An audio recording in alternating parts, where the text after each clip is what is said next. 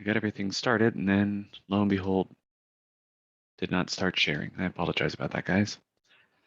Uh, Good news is, looks like almost everybody's joined that was hoping to. And sorry about the delay getting it started again. Excellent. All right. So good afternoon, everyone. This is Mike Dane with MLS Technology. I apologize. Zoom didn't warn me that I had gotten everything set up and then had stopped short of actually broadcasting. But welcome. All of you guys are eligible for CE credit since you're here. So we'll go ahead and get started with just some basics on the webinar itself. You guys are going to be starting on mute by default. There's a Q&A button down at the very bottom of your screen that you guys can use to ask any questions. There's also a chat section down there. Please make sure that if you guys are going to be posting any questions that you put those into the Q&A section. Chat's going to be a little bit less obvious to me whenever there's a question being posted, so try to make sure that you put those into the right spot. Also, I wanted to mention that we are going to be sending the recording out this afternoon. So if you guys end up wanting to just kind of follow along with this later, I'm going to be sending along the recording as well as a guide that you guys can use. That's a written guide as well. So if you guys wanted to just kind of get a little bit of clarification on something rather than having to watch the entire webinar all over again, you can do so. All right. Also, if you guys have any audio or video issues, please let me know immediately. Again, we want to make sure that everybody gets the CE credit that they deserve. And the only way I can do that is if I know that there's a problem. Because if you're having a problem getting in, like what's happening before you guys all got here, we would need to know. But all right, CE credit should be sent off before the end of the month. I'll be getting the attendance report sent out immediately after class is over. So you guys should be able to see that credit for sure before the end of the month. But if you guys notice any delays, oftentimes, we've already sent the information over to OREC. It's just a matter of them getting it entered on their end. But again, usually that whole process is getting smoother and smoother as time goes on. I know that they've got a new person in charge of OREC and also some new software that they were going to be transitioning to that should allow them to function a little bit better, which is good. Also, I wanted to mention, for those of you guys who are participating on a computer, again, chat, Q&A, commentary, questions. And if you guys would like to ask a question or make a comment with your voice, hit that raise hand button. If you're joining us on a mobile device, it's going to be a little bit different. You have to tap the screen. Raise hand will still serve the same function. This one's a little bit more important on mobile. If you guys are joining us on a phone and it's a little bit cumbersome to type out a question or chat, just hit that raise hand button. We can unmute you. So beyond that, if you guys have any problems, get in contact with us over at the service desk and we can help you out. But we're going to go ahead and get started with the course. All right. So CMAs and Matrix is our course today. It's an hour-long course. So we should be done promptly at 2 o'clock. I wanted to give you guys just a little bit of an overview of what an actual CMA is. So without going into the specifics of what we're going to be doing here in Matrix today, I wanted to talk about the actual purpose and utility of the CMAs. So CMAs under normal circumstances are actually going to be called a comparative market analysis. This is going to be a tool that you guys can use to help with pricing things typically, but it can also allow you guys to get familiar with a market in an area. So a comparative market analysis is typically going to boil down to effectively a broad picture of a small area. Now, we're going to be doing everything relating to residential properties today, but what we're going to be trying to focus in on is the things that every kind of property will have available to it. So what are the things that we're going to be looking for in comparables throughout the entire market, not just residential properties, not just vacant land or commercial properties. It's going to be tools that you guys can use everywhere. So I'm going to launch a quick poll here. This will be used to verify that everybody's here and present for the CMA for the CE credit, excuse me. So if you guys wouldn't mind, go ahead and answer that. It's just a couple questions. They're very basic, but I just wanted to make sure we know who's new and how many times you guys have made CMAs, if at all. That way we can kind of gauge what we're going to need to discuss, and I can kind of curate some of our discussions around the level of expertise that you guys have. And since it does appear that pretty much everybody's new to the system, we will probably spend a little bit more time giving some context to it. I'm showing that there's oh, never mind. Perfect. Everybody's responded now. All right, so it looks like everybody is new. That's good. And I also see that the majority of you guys, 4 out of 5 of you, have not created a CMA in Matrix or elsewhere. This is fine. Again, oh, I just realized there's a spelling mistake in my poll. Not a big problem if you guys have not created a CMA elsewhere. Again, this is going to be something that you guys are going to be using all the time. So I'm glad to give you guys a little bit of a head start on that. So the first thing that we wanted to discuss is just how it is that you guys are going to be using these. So the CMAs is something that under normal circumstances, we see a lot of people using these for working with their sellers. So for instance, if I had a property in a specific location and I wanted to make sure that we're getting it priced appropriately for the local market, I would probably want to try and find all of the comparable properties in the immediate vicinity and find out what their values were. Now we're going to get into the minutia of exactly what elements we're going to be searching for, but that's the most common use of the CMAs for sellers. Now we do also have the possibility of creating CMAs for anyone. So occasionally you may end up hearing about people that are using the CMA for a buyer. So for instance, they're trying to put an offer in on the house or something like that. Lo and behold, they want to make sure that the offer that they're putting in is reasonable, even if the list price might not be. So whatever the situation is, whether you're trying to make sure that it's an appropriate price for your buyer or your seller, everything that we're going to be discussing today is going to be able to assist you with that goal. Now, just for at least some ease of use, today we're going to be focused in on preparing a listing presentation for a seller.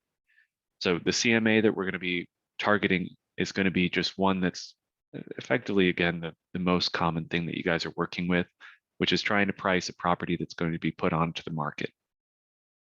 So since you guys have not done a CMA before, I'm going to just give you guys a little bit of a heads up. Usually I open the floor to see what you guys would be doing as your first step. If you guys have some training already and maybe want to offer that, that's fine. But I'll give you guys about 30 seconds. If you guys have something, you can either hit that raise hand to let me know that you're working on something, or just type it out into the chat. If you guys have had some training on doing a CMA already. If not, though, I'll just go ahead and give you guys some recommendations from the MLS side.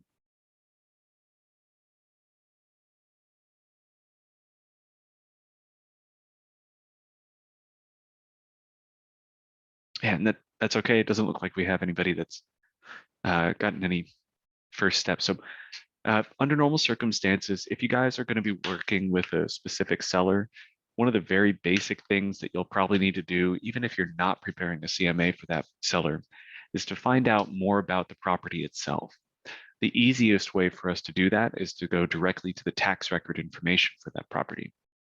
So for instance, if I had a property that was out on Riverside and I wanted to find out, what its specifications are, how many bedrooms, bathrooms, et cetera, I can go down to this public record search. This is under the search tab, public record. And this is effectively the exact same tool that you guys would be using if you were using the realist tax system, which we talked about earlier today, for those of you guys who were in that class. So instead of using a completely separate system, I can stay within Matrix and find out everything I might need to know about that property. Again, whether it's been listed or not, because I'm doing a public tax record search. So what I'm going to do is I'm actually going to put in an address here. So 1373 Riverside. And without putting in any extra information, I've already got my one match. When I go to my results, I can see, yep, that looks like the right one. This is the right owner. Okay, so I'm going to click on the tax parcel number, the same way that we would if we were trying to research a listing for a property. Instead of it being the listing number, it's just going to be this tax parcel number. When you click on it, it's going to have imported over all of the information from our realist tax system into a format that looks at least a little bit more like what Matrix normally does. We've got our owner information, location information, the estimated value, the tax details about, here's the tax parcel number, our assessment, and also here we are, our characteristics. Now, interestingly enough, this is a Tulsa County property, which means that it does not have the bedroom count, which would actually appear above this total baths option.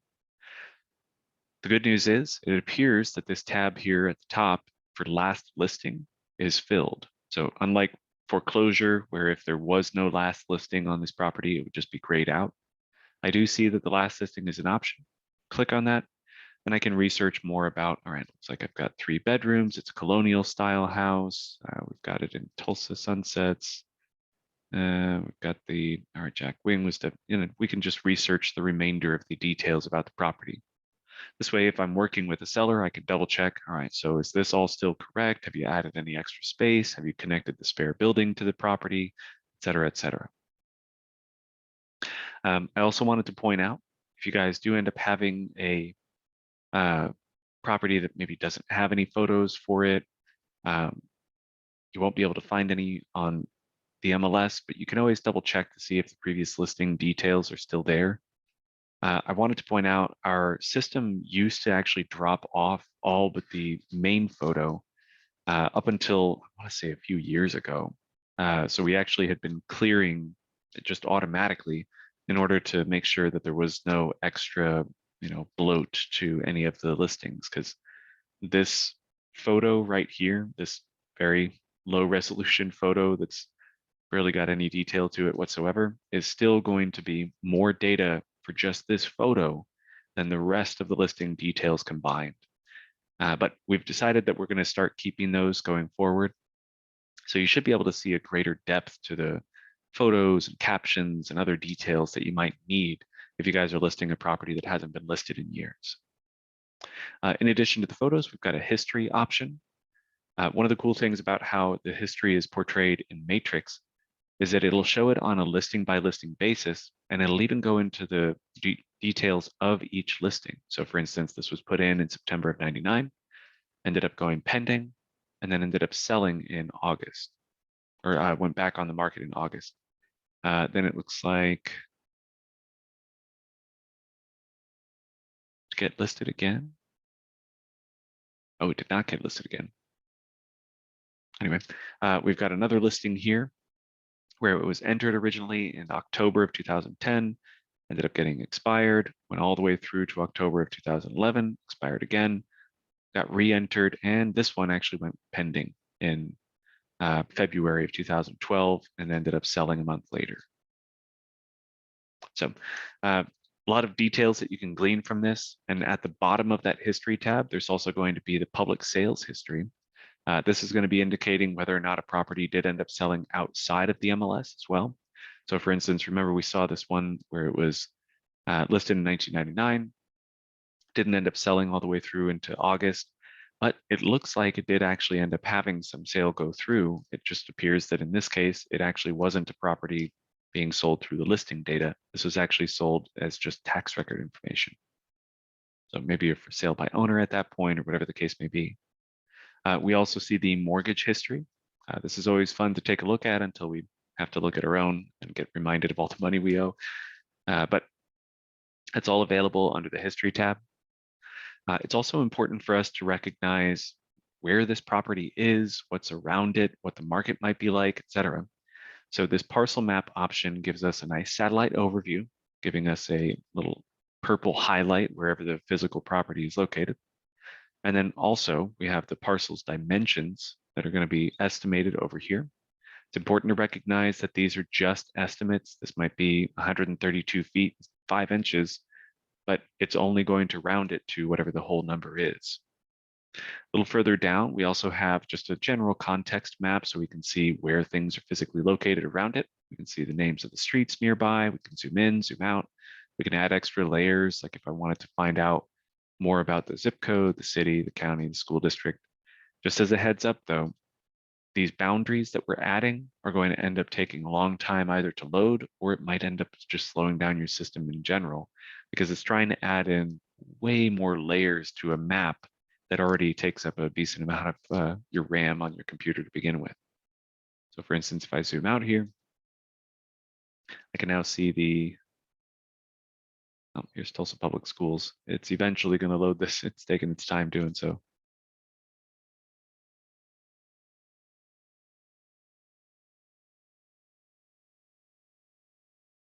Well, slowly but surely, it's taking its time. I don't know why the boundaries are taking so long. This was the same thing that we were experiencing this morning when we were going through Realist, but that's okay. Anyway, here's a street that looks like a helicopter. Let's move back to our flood map. And this is going to be an overlay that allows us to see our flood map information. Just as a heads up, the details that we're seeing on the flood map are coming directly from FEMA. So if you guys end up wanting to double check what the flood map is for an area, we have a map that's going to allow you guys to add in the Tulsa flood zones, which are going to look just a little bit different than what we have for the FEMA flood zones, typically not too much different. But it's also worth pointing out that the flood zones that the bank and the lenders and insurance companies are all going to be interested in is going to be the FEMA information, all of which is going to be referenced up here at the top, getting pulled directly from the tax record information. All right. So this is our research to make sure that we've gotten everything that we need to know about the property, make sure that we're actually talking to the right people in case maybe it was Christopher and Sean's kid that was actually talking to us, and we need to make sure to talk to his dad or mom. This is a lady, by the way, just coincidentally. So we've got all of our details clarified. Now we can actually transition over to the search function. So heading up to the top, we're going to be searching for a residential properties. That's the property that we're going to be working with. And now we get to start searching. Now, I know that you guys are new to this, but just remember, we're going to be trying to search for properties that are truly comparable properties. So I know this is going to be a little bit of a shot in the dark, but let's actually ask you guys, what would you be looking for if you were searching for comparable properties? I'm going to run two lists. We're going to have one that's going to be the 3 things that I think everybody should be looking for, no matter what kind of listing it is. And then we're also going to have another list that's going to help us refine those searches. So down in the search function at the bottom of your, or the chat function, excuse me, at the bottom of your screen, go ahead and start typing out what you guys would be searching for if you're searching for comparable properties. And I'll leave the search function pulled up here so that you guys can actually get a little bit of a cheat sheet. Because again, you're not going to be going in blind on a legit search. So we want to make sure that's available. So again, what would you guys be using to search for comparable properties? I'll give you guys a hint. The 3 main things that you need to search for are already on this screen. Oh, all right, so we got number of bedrooms, number of bathrooms, square footage. Yeah, excellent.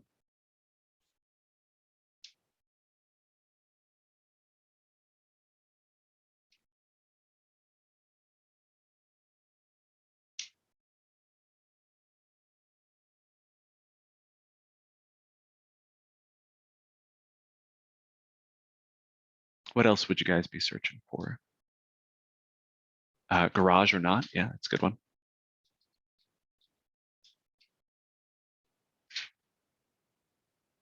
Yeah, if it has a garage, what the capacity is too. Sometimes people mention whether or not the property has a pool. It also might be beneficial to narrow down our search by the year built.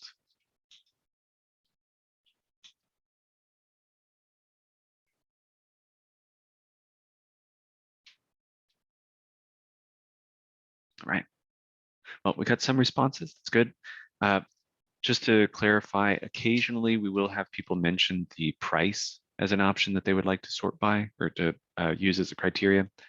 We typically don't recommend using the price, primarily just because that's going to artificially skew your results. Because instead of it just being a search for anything that happens to be in the neighborhood that matches any of the other specifications, if you're narrowing it down by price, you could be almost leading your client into a different price than what their specifications might entail. So I usually don't recommend this, but it is something that people have mentioned in the past. But let's now talk about the things that I think should be required for every type of search that you guys do. Again, whether it's residential, commercial, vacant, won't matter.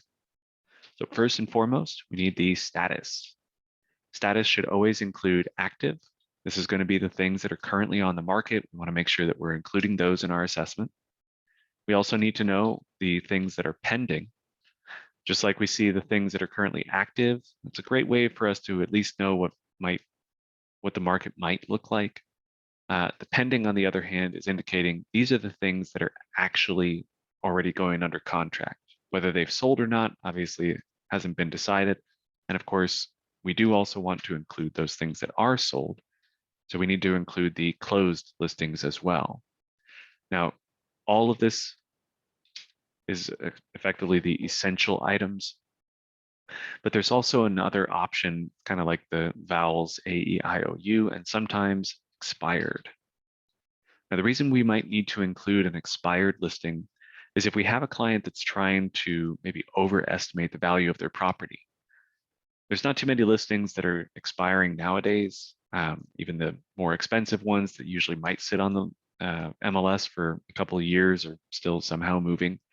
But the expired listings do actually allow us to see, all right, if the pricing option for that particular listing was just so far off that it didn't end up selling, that could be an indication that that price was not functioning for that person.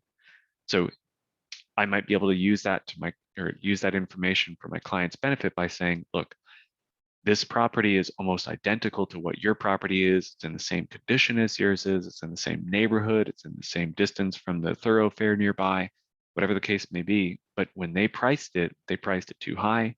The listing expired, and subsequently it didn't end up selling.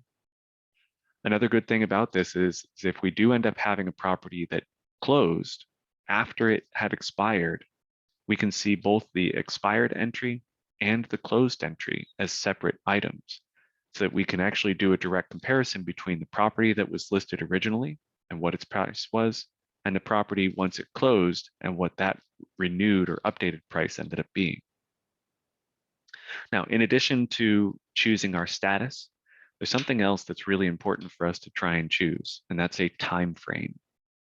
Now, the time frame should automatically be added as soon as we start adding in our statuses. So for instance, as soon as I add in pending, closed, and expired, you notice that there's a little date counter over here to the right. This date counter is actually indicating to us the amount of days back that we're going to be going. Now, the good news is that this is actually a relative slider, meaning that the next time I come in to run this exact same search, I can just leave that 0 to 180 and it'll automatically be the previous 6 months effectively. So 6 months is the official recommendation. We also don't recommend going over a full year. Now, the reason why we don't want people to go over a full year back is because the market can change dramatically within that span of time. So rather than taking the risk of finding something that's the exact same specifications as the property in question, but it didn't sell within the last year, that price that it actually had on that property could already be invalid. There's no worse time for trying to make predictions about what the market's going to be doing than right now. As you guys are probably painfully aware, 2020, 2021, the markets were nuts. So here we are almost halfway through 2022, and I would still recommend that you guys don't go over 6 months back, but for sure don't go all the way back 12 months. If you guys do end up living in an area that's a little bit more rural, or if the property is more rural, or if it's just in an area where the market isn't hopping, that 12 months might be as far back as you need to go, but I've taught this class out in Durant and Ardmore and Eufaula and Ada. And got to be honest, some of those rural areas, even if it's not necessarily like Ada's a city, like there's enough people there for it to be a city, and yet we still end up having some situations, even in its immediate vicinity, in the Ada school district, Lada school district, where people just aren't selling their properties as frequently. So you would have less information to work with, less listings to pull from. So subsequently, we do at least give the recommendation to go all the way up to 12 months if need be, but never, never over. The final option is going to be the area. Now, the area can be defined by a lot of different things. The best option is always going to be to do it by a subdivision. Subdivision is by far the most accurate because you know that those listings are going to be similar. You know that those properties are going to be built the same. They might even have the same year that they were built. So you wouldn't even have to worry about adding in any extra criteria, like the year built, price, whatever the case may be, because instead you know that this is all going to be the same. Everything will be truly comparable. This is also a luxury of a high housing density area. So if I wanted to try and get this information, but there's just no subdivision for the property that I'm working with, that's when we can do a proximity search. So always keep these pretty close. So again, make sure that you have active, pending, and closed for sure. Forgot to put in sometimes expired. Make sure that you guys are going 6 months back. Less if you're getting way too many results, more if you're not getting enough results. And of course, the area, which is always going to be, again, just like the time frame, something that's subjective to the area that your property is located in. Since you guys are new, I would recommend, at least for now, try to aim to get 20 results. The reason why we recommend this is because that's typically going to provide us a decent amount of statistical leeway for us to know, like, all right, this is at least a rough sketch of what the prices are in your neighborhood. If you get less than that, again, consider expanding your time and area to try and get closer to 20. But if you're still not finding any, don't try and push the limits of this stuff over that just to see if you can pull in more. You may end up just needing to work with 5 listings that happen to be similar, that are only within the last year and maybe within a mile of the property's location. But again, don't include anything that's too dissimilar. And that's going to be the more subjective element, unfortunately. But the commentary that you guys added with this, just as a reminder, these are not bad. So this isn't wrong for you guys to use these particular elements to try and sort, or at least add some extra clarity to the search that you're doing. I would recommend under normal circumstances, though, to try and limit your range on these. So if you do end up having a bedroom count that you're including, maybe do the current number of property or current number of bedrooms in that property that you're working with, and then find out if the other properties either in the subdivision or nearby have more or less bedrooms, and maybe do a range instead. So like if my property had 3 bedrooms, maybe I'll do 3 to 4 bedroom for my search. If my bathrooms count was 3 full bath and 2 half bath, maybe I want to make sure that it's going to be 4 to 5 total bathrooms. So you can do it any way that you need to. Just make sure that you guys are limiting yourself when it's appropriate and expanding your search when you can't find things. All right, so let's actually start putting this into practice. So what I'm going to be doing is I'm actually going to be using a specific subdivision for my search. And then I've already got my active, pending, closed, and expired checked, and it's already got the time frame automatically put in, so I don't need to worry about that anymore either. So I'll come down here, and we're going to do Turtle Creek. So when I run my search for Turtle Creek, I'm seeing that I've got active, pending, and closed listings. It does not appear that I have any expired listings, maybe on page 2. Nope. I'm going to switch this up so that we can see all of our listings on the same one, just changing my page per, or my listings per page count. So we've got 1 active listing. Looks like I've got 230,000. a handful of pending listings that are 220 to 269. And then the properties that closed in this area started at 186 and went all the way to 293. So pretty broad diversity to the pricing in this area. Maybe this was a little bit less condition, like the condition of it wasn't great, or maybe it's just because of the square footage, because obviously in this case, the square footage is massive by comparison to this other one. I mean, very literally double the amount of size. So if we do end up needing to, make some adjustments on that, we can do so in the CMA report. But for now, if I just needed to grab this information, hand it to my client, and then move on with my day, I might need to just take a moment before we actually send this all off to them to make sure that they're all located truly in the same area. So remember, I used Turtle Creek. I put in an asterisk at the beginning and end to make sure that I was getting every instance of Turtle Creek. But when I go to my map, my results are not indicating to me where these are physically located. You might have recognized it though, because we see, Union School District, and then another section down here at the bottom that's also Union School District. So when I go back to my map, this is the one that I actually needed. So maybe I need to clarify my area further. So instead of just Turtle Creek, maybe let's do Turtle Creek and then also put in Broken Arrow. So looks like are all still in Broken Arrow. Okay. In that case, I'm just going to use my map tools. Now, the map tools are also beneficial if you guys are doing CMAs. If you find yourself in a situation where you can't really get a subdivision, the map tools can allow you guys to just put in a specific address right here with the jump to address, and then you can draw a radius around it. Or if you guys have already added in enough detail and you just know that this particular area is not where I want, then I can go ahead and draw a shape around the area that I do want to use. And when you draw a shape around it by default, so before we do anything else with this, it's going to set it up so that it only shows the listings that are within that shape. So now when I go to my results, I've only got 22 results, and I also don't see any in here that are referencing a Union School District.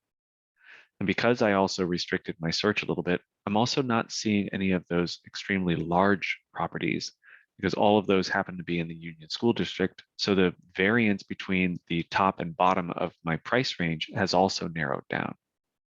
Honestly, this is one of the easiest ways to tell if you guys have constructed a proper search, is because this range isn't too extreme.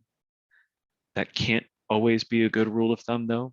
For those of you guys who work with any lake properties or lakefront properties, the pricing for the properties in the immediate vicinity can dramatically change. I remember seeing a couple properties down when I was working in Durant. Somebody was trying to find out what the comparable properties were in the area, but this property had a lakefront, like an actual boat dock and everything. Meanwhile, the neighborhood immediately surrounding it was all effectively off the lake and just kind of its own little cul-de-sac. The property that they were looking for was the only one in that neighborhood that actually had lakefront access. So everything else was cheaper. And I think in the most extreme example, it was like $100,000 cheaper. And this was before COVID. So it's a pretty stark difference in pricing. In this case, though, it looks like it's a relatively narrow range. Again, 186 to 225 is a pretty small gap. Same thing goes with those that are pending, 220 to 269, pretty narrow. I would be surprised if these other three end up selling for that much, but we'll find out, because I just keep doing the same area every time. Let's also do another one. So I'm going to do Eagle Ridge as well. So we put in Eagle Ridge. It's already got Broken Arrow put in there. It's the same area that we need it to be. Clear the map off so we don't have any shapes drawn on it. And when I go into my results, I can see again, active, pending, and closed. Double check my map to make sure that I'm only seeing the ones that are supposed to be there. Looks like I need to draw a shape. Perfect. Head to my results. All right, now I'm actually seeing a correct assessment. So we can see again, 240 to 281, that's relatively good. We've also got a 275 and 330. Again, these closed ones, it looks like most of them were listed in 2020 2021. We've got a couple from 2022 already. And of course, these newest ones are also the highest price. So this could be a pretty good indication that the value of this neighborhood is actually increasing as time goes on. But let's now talk about getting these reports started. So I'm going to use this search since we've got an active and pending in here as well as the closed ones. And I'm going to check this button up here at the top that says all. Now, what all is going to do is select everything that's on here so that it doesn't matter what your count per page is actually set up to. So even if you have 10 pages worth of information, if I do this check all, it's going to select all of those pages of information. Once I have those selected, you'll notice that my buttons down here at the bottom opened up.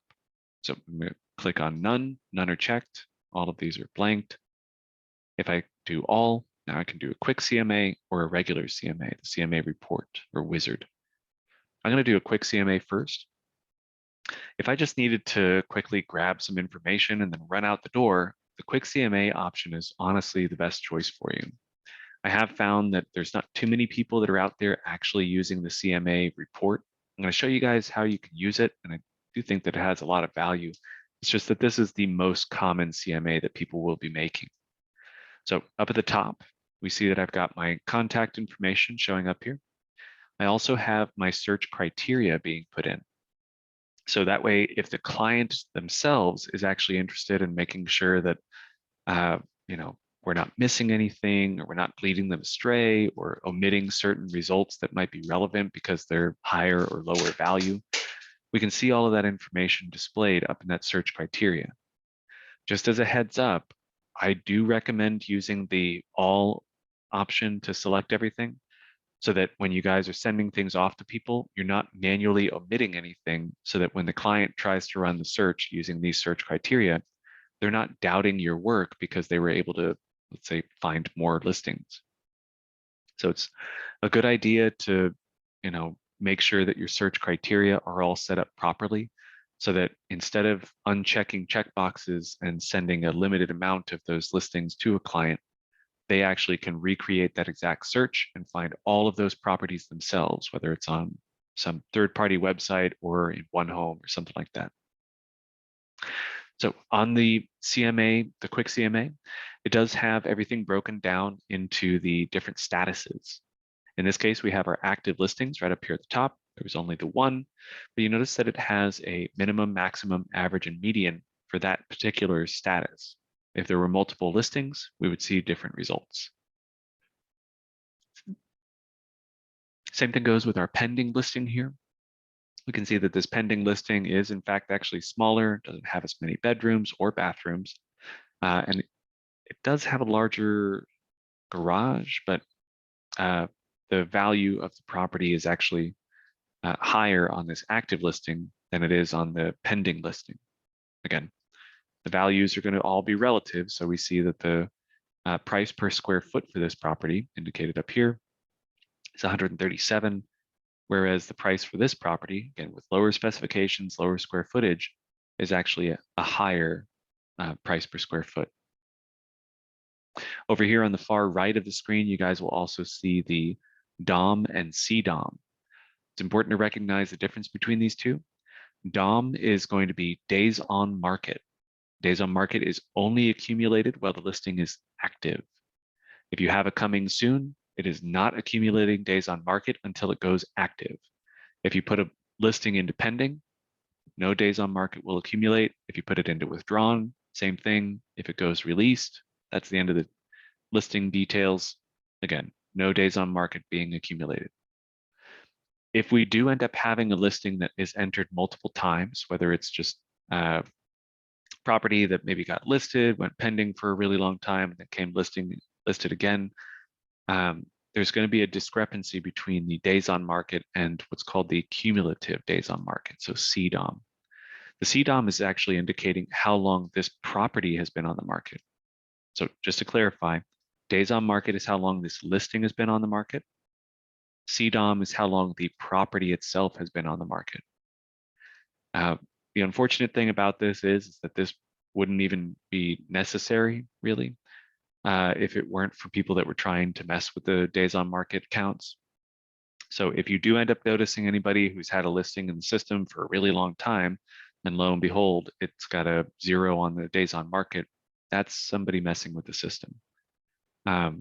We always catch people. In fact, we actually have a whole system designed to catch people doing that kind of stuff. I don't really know what benefit they're getting out of it because we catch them, we can find them, even kick them out of the system for data manipulation. So if you guys notice any really significant discrepancies, report them because we can double check what exactly is happening if we haven't caught them already. Just to show you guys a specific incident, it appears that we have this particular listing was active for 41 days, but the property itself was actually active for 140 days. So somewhere along the line there was 99 days of this property being listed that was actually on a previous listing number. So either the deal fell through and then it got put back onto the market for 41 days and then went pending and then finally closed, or there could have been something else that happened as well. But the cumulative days on market, in my opinion, is going to be the most reliable way to find out how long a property has actually been available, because this is showing us how long that address has been on rather than just how long the listing has been on. All right. Again, the min, max, average, and median, in this case, is going to be a little bit more valuable since on this closed listings section, there's actually multiple listings, unlike our pending and active up at the top. So down here below that, we also have a total listings. This is going to show us all of the listings on this page, no matter what status they're in. It's got an average for all and a median for all. I do want to take an opportunity here just to reiterate the value of a median rather than an average. There's a very famous incident of this that was relevant whenever I was in college. I was trying to find out what college majors were paying a decent amount of money because, you know, at the time, I didn't realize I was going to be burdened with student loan debt for the rest of my life. But I just wanted to find out, you know, what was going to be at least a decent return on my investment. And I found out that there was a specific major, the geology of some kind, that was paying way, way more than pretty much any other major that I found that wasn't directly involved in financing. Lo and behold, there is a very famous person that ended up having a degree in that. And it was all because of this man. Michael Jordan ended up going to school, graduated. Let's see, let's say which college he was, or what his degree was.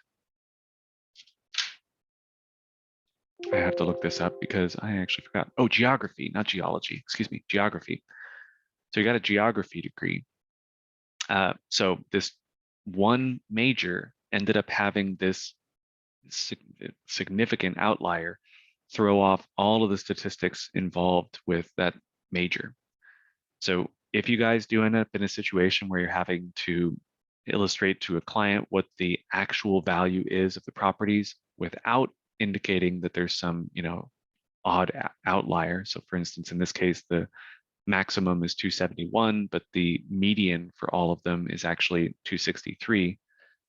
We know that we're not going to have to worry about these lower prices because the median value is actually better than what the average value is because it's being thrown off by something that's too low. So always try and reference that median in preference to the average because that's going to be a little bit more accurate to what the real value is of the properties. Whereas down here at the very bottom, we can see that that kind of gets, oddly enough, averaged out because we have a maximum in the active listings that's way, way higher, which of course might be influencing all of these other listings and their values a little bit later on down the line. Anyway, so this is our quick CMA option. This is not the only way that we can actually get a quick CMA as well.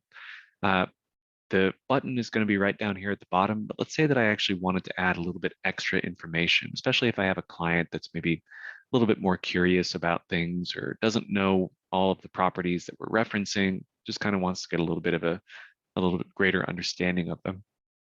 If we head to this print option, print allows us to take a bunch of details about the listings, but down here at the bottom, we also have a print option for quick CMA 8.4, which is the one that we were just looking at.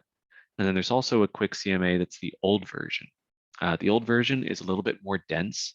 I prefer it, if only just because it takes up less space, but it also gives you guys less, I don't know, frills, quality of life, that kind of stuff. What I'm going to do is I'm actually going to do the quick CMA. And as indicated up at the top here, we can do Control, or if you guys are on a Mac, Command. And I'm going to select another item. So I'm going to do the quick CMA 8.4, and then I'm also going to include a 3-up comparison. Now, normally you'd only want to do one or the other, but I'm going to do all of them just so you guys can see the difference. So when I go print to PDF, it's going to have my quick CMA up here at the top. This is the old version. So notice a lot less frills, it's not as pretty, doesn't have an indicator that shows some kind of icon or anything like that, but it also has active, pending, and closed all on the same page. Second page is just going to be the quick statistics summary showing our list price and sold price. One of the notable omissions on there as well is these quick statistics are actually just the absolute basic details: list price, sold price, min, max, average, and median. Whereas on the newer version, again, we've got a bunch of icons up at the top here. Everything takes up a little bit more space. So if you have a client that's maybe not got the best eyesight, this might help. But it also includes this 10 total listings and shows a stat by stat comparison with an average for all and a median for all. So it's a lot easier to kind of make sense of what you're looking at. Now, I also included the 3-up comparison. I really like the 3-up comparison, if only just because I'm a very visual person. So I actually may know this person that lives here, but I just, happen to not remember what their address is.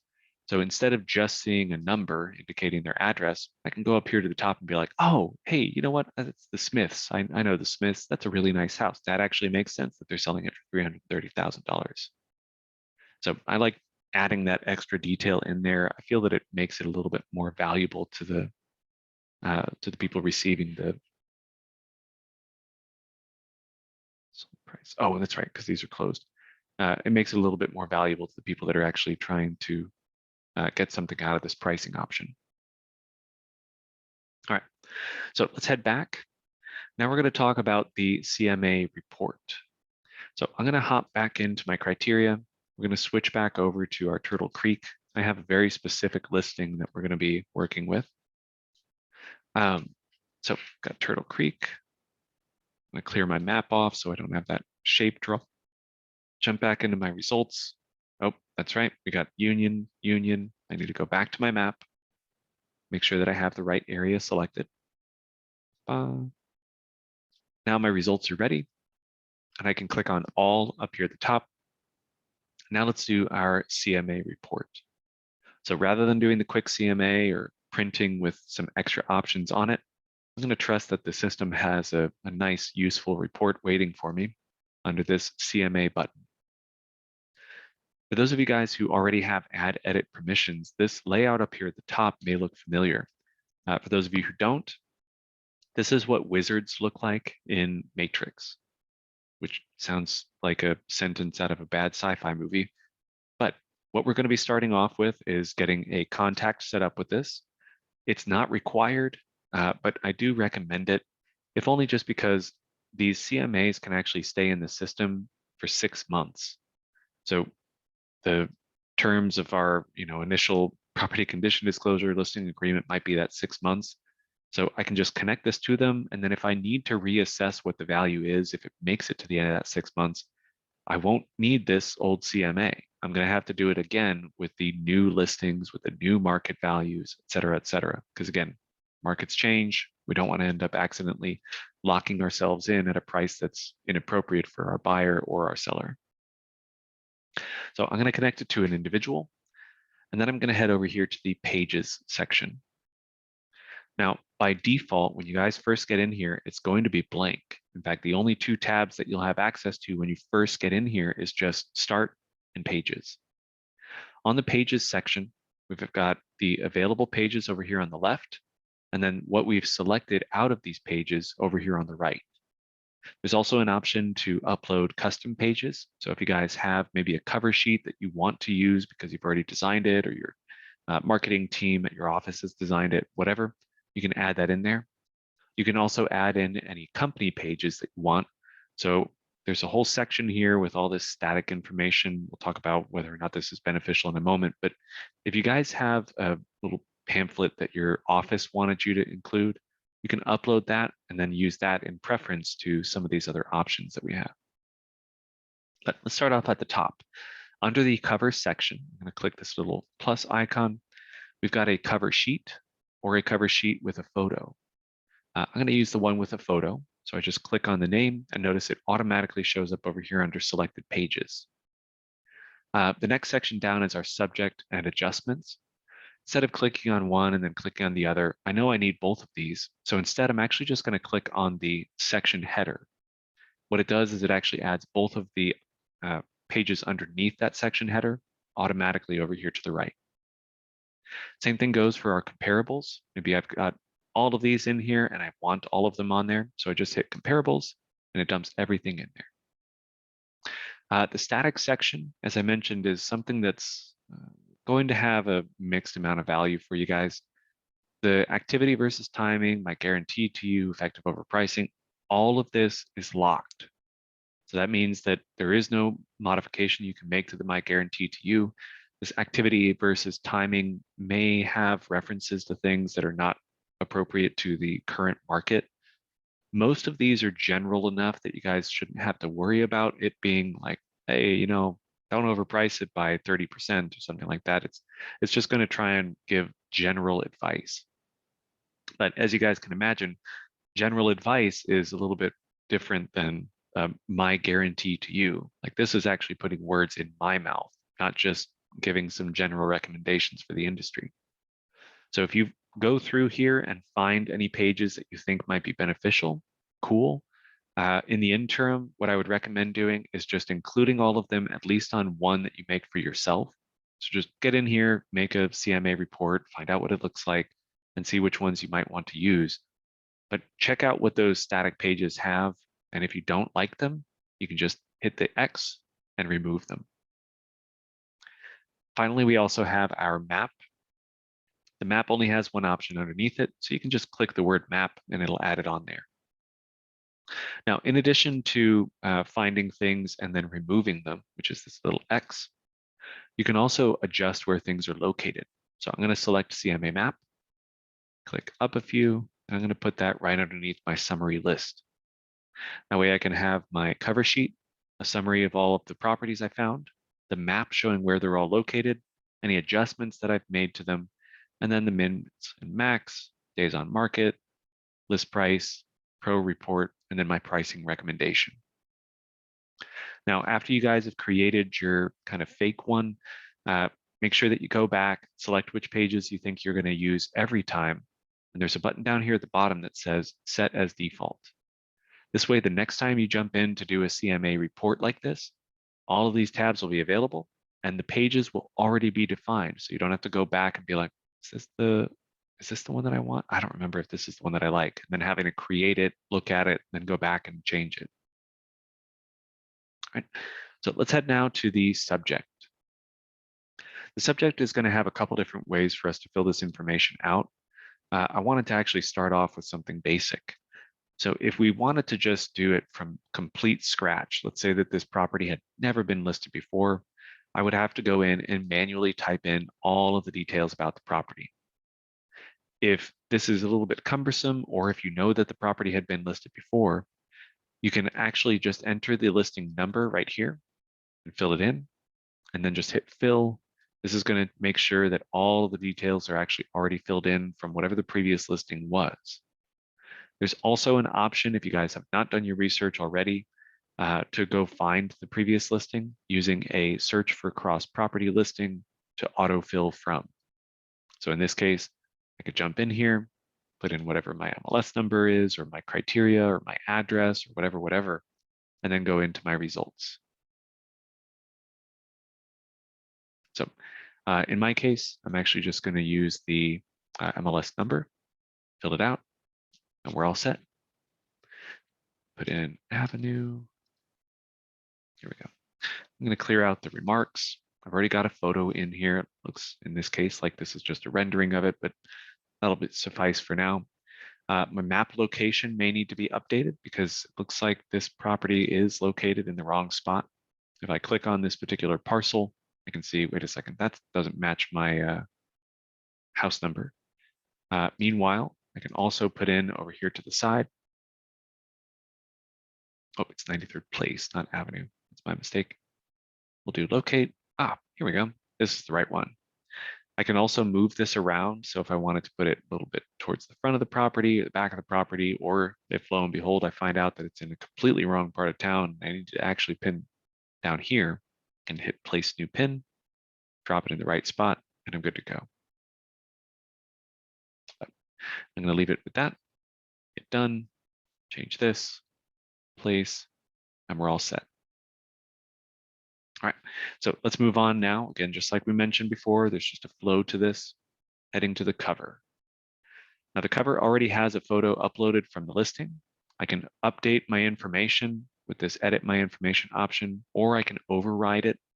Let's say that you guys are working with a brand new client. Maybe they're not somebody that you're entirely comfortable with yet. You don't want to give them your personal cell phone number quite yet.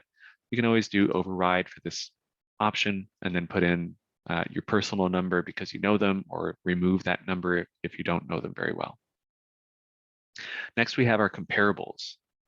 Now, the good news is that the way that we did this actually already got me all of the comparables that I need, because I started the CMA report from the comparable listings that I found. So I can just go through, make sure that everything is correct. I can sort by certain columns. So if I wanted to get rid of any of these that have 4, I can go back and actually change my search criteria so that I don't include any of those ones that have 4 bedrooms, or maybe a larger square footage, or whatever the case may be. I recommend doing that when you guys are doing your search, rather than coming in afterwards and saying, I don't want this one, I'm going to remove it, or I do want a different one, and having to search for it again. But next we have our map. I recommend visiting the map even if you think that everything is already done correctly, just because we have had plenty of instances where people will create a report and come to find out after they got to the map that the property that they've been using as their subject property is mapped wrong, or they found a whole bunch of comparable properties that are on the wrong side of the city. We also have our adjustments tab. I'm going to keep this one brief, not because we don't have much time left, but because this is something that I would recommend doing with the assistance of an expert, or if you guys have training for this. What this is allowing you to do is go on a listing by listing basis to find out which properties actually have extra criteria. So like, for instance, I've got all of these properties that have 4 bedrooms.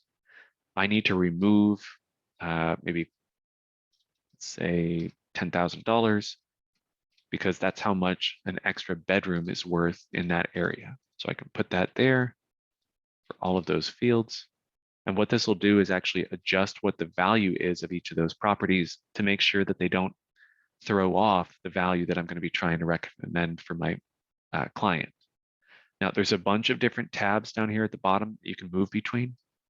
You got square footage, the year built, how many days on market, what the lot size is. Like, there's just a whole bunch of different options. So you can adjust each of these on a unit by unit basis to make sure that you have the exact correct price.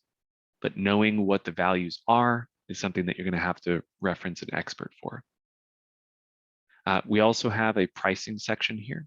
This is where we can put in our pricing recommendation. In this case, I'm going to say $215 is my recommended. And I'm also going to give them a range, because I don't know if you guys have already experienced this, but nobody really wants to have their number dictated. Sometimes they actually have a higher estimation of what their value is of the property. So giving them a range to work with might actually ensure that you guys don't have to have a really awkward conversation with them about how their property should be valued. Especially as the expert, they should just trust that you got the right number. But anyway, give them some wiggle room. They're going to be happier with that if they think that this is something that you put a lot of thought into. Then finally, we have our finish option. This is going to be our last step here. I'm going to click this View CMA button. Since I've already connected it to a client, I could even just hit this Email CMA option, and it'll get the PDF of this information sent off to the client. But I'm going to pull this up. We're going to take a look at it, and we are officially done with class. So you guys can stick around to watch this, or just hop out. Just hit that raise hand button before you leave, so I know that you guys have been paying attention, and I will get you guys the CE credit.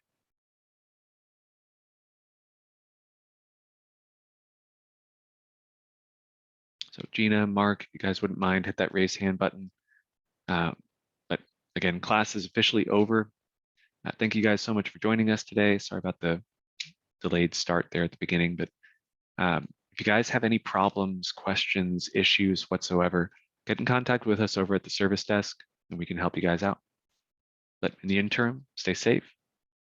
Let us know if you have any issues, and hopefully we'll see you in future classes.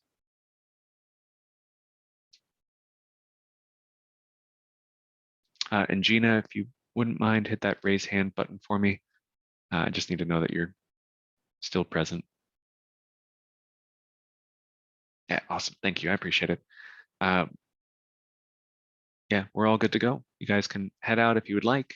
I'm going to just be scrolling through our CMA report that we created.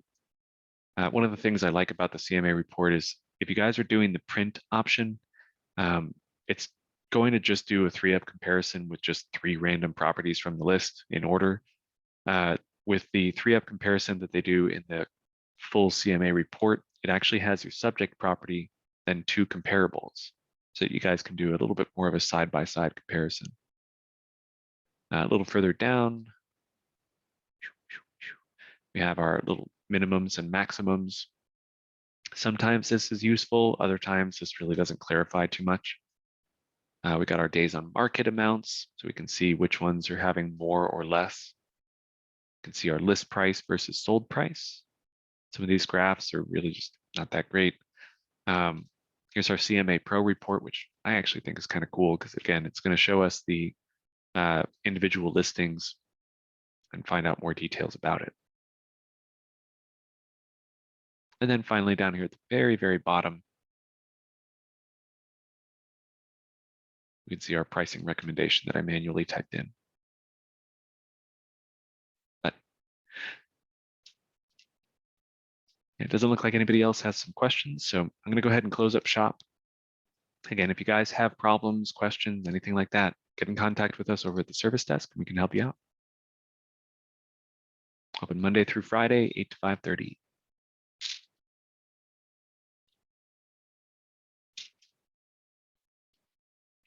All right, have a good one, guys. Stay safe. Try and enjoy whatever weather you guys are having, but I'm not. I'm ready for it to cool down again as summer starts moving in. Anyway, have a good one, guys.